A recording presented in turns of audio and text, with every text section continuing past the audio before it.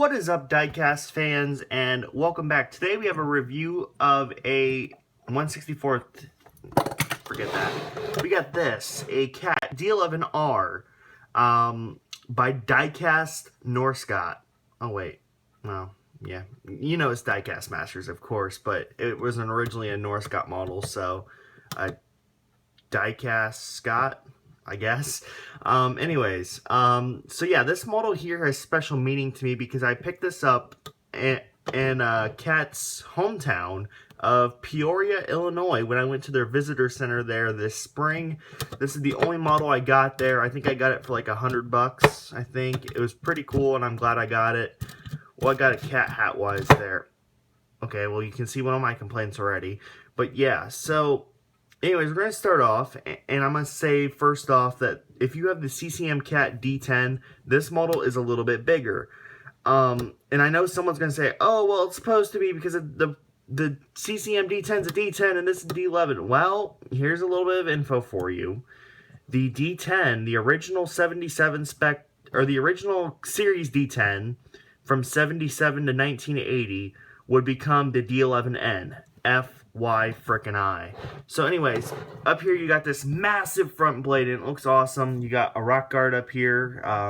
It's not perforated through, but whatever. You got some pretty decent details down here on the actual blade itself. You can see this is a really heavy piece of metal and a very wide piece of metal. And here you go to the side, you got some nice details on the step up and another the blade. This is as high up as it goes. If I can wedge my thumb under there, not really. But this is as high up as it goes, considering. And you've seen it does not say. This is a really heavy piece, so it's kind of understandable why you'd have to have really stiff cylinders. And then there's the cut angle, just enough to lift the tracks off the ground, just barely. You have the second best Cat logo of all time with the power stripe.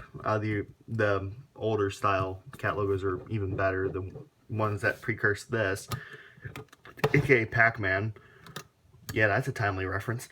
Up here, one of the details that Diecast Masters added was these this photo etch here. They're not actually perforated through, of course, but it's pretty nice photo etch, and all the handrails on this are indeed plastic. Up here you got some nice diamond plate texturing, anti-slip. Back here you have D11R with the power stripe continuing around. And then you have these massive metal tracks. Now this was a new addition from Diecast Masters, the metal tracks were. And then you'd have what would simulated be a roller, which looks like a little nub that's just there for nothing. Because it is there for nothing. The tracks, they do roll smoothly. As you can see, they do roll very smoothly. They don't, you have to have some friction, excuse me. And actually we're gonna do something. We got a nice little piece of black foam here. And as you can see, hopefully, the tracks will roll on that, but not so much that. I should start using that in my review, shouldn't I? So anyways, you do have a filler cap here, which is a nice little added detail. Again, plastic. On the back, you can see the power stripe logo continuing around and Caterpillar up on the top back here. And then you see this ripper, single shank. There's as far down as it goes. It can barely lift the machine off the ground. It does tilt forward like that.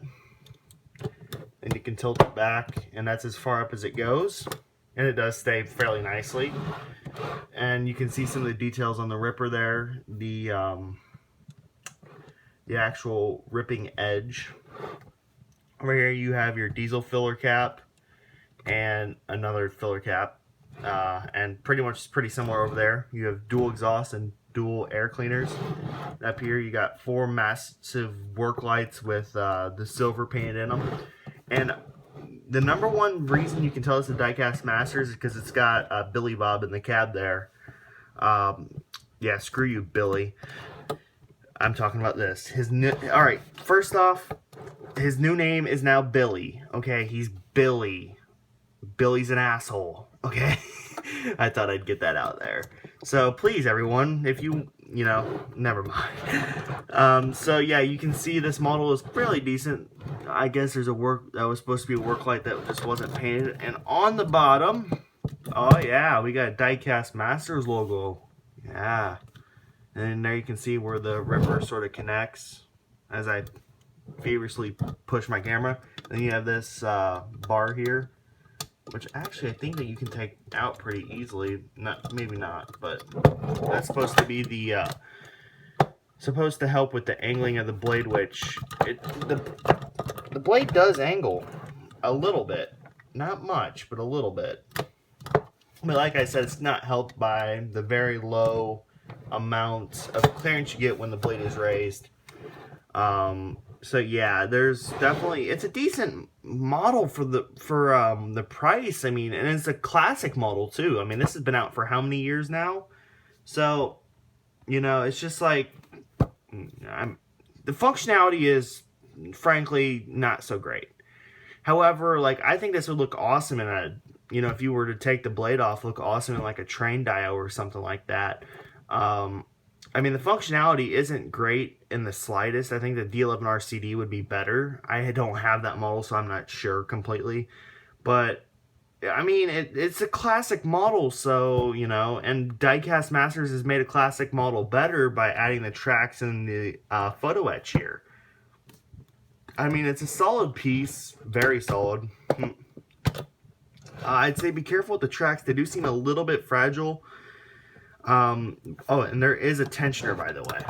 There you can see. And I think that looks actually pretty cool without the tension on it like that. I mean, wouldn't you say? It looks more realistic in a way, but, of course. But anyways, that's really just about it, guys. So, oh, and the sprocket has good details. Why do I always forget, like, 2 things in these flippin' reviews? But anyways, that's really about it, guys. Thanks for watching this review of the Cat D11R by Diecast Scrapple, or, I mean, Diecast Masters with Scott's original casting. And see this guy in the cab? See that guy in the cab? Screw you, Billy. Screw you. So anyways, my next review will probably be of the 335, or maybe not. You never know. I'm starting to get in the kick of these reviews again. So anyways, guys, thanks for watching. As always, peace out.